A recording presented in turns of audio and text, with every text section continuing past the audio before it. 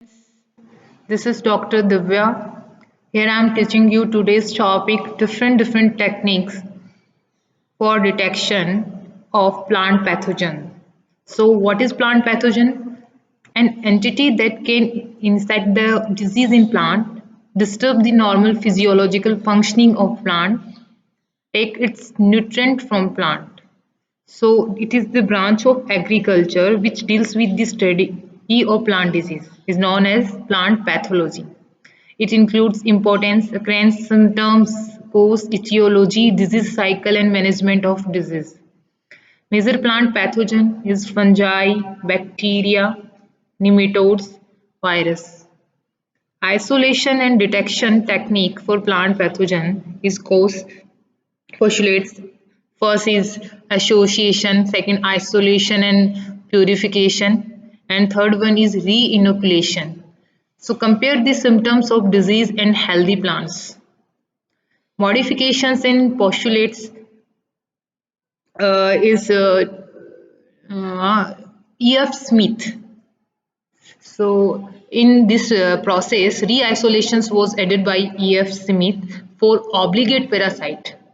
Some modifications also done and study of biochemical properties for the particular viruses and study of intrinsic properties. Technique used for detection of pathogen first is histopathological on the basis of infected tissues, mostly done in cases of fungi, bacteria and nematodes.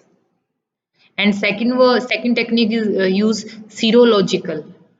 In that technique, interactions between antigen and antibody and molecular technique, nucleic acid based methods, serological and nuclear acid based technique are mostly used for virus. Histopathologically technique first is symptological, second visual observation through naked eye, and all plant pathogen can detect through characteristic systems like which they have a produce in different plant parts. In symptomology, fungal disease. For example, fungal disease is powdery mildew and wilt. We can show in these images that are fungal disease, powdery mildew and wilt.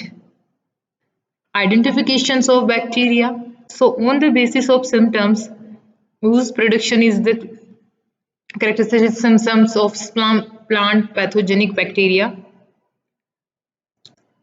These that type of a symptom showing in these images that considerable identification of bacteria infections with like ooze.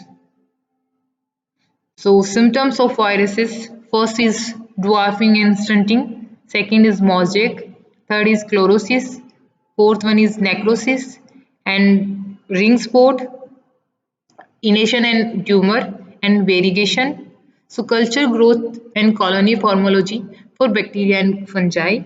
Growth on culture media will give the information about the pathogen.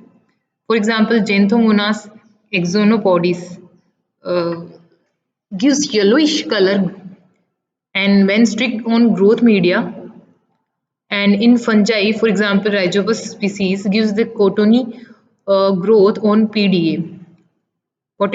Potato dextrose agar medium, while Geotrichum candidum gives the condensed growth. These are the species, Geotrichum species and Rhizopus xanthomonas. In mounting, so temporary and permanent, it is classified in both ways, used for fungi and nematodes and bacteria, and can detect the pathogen to observe it under microscope and stereoscope.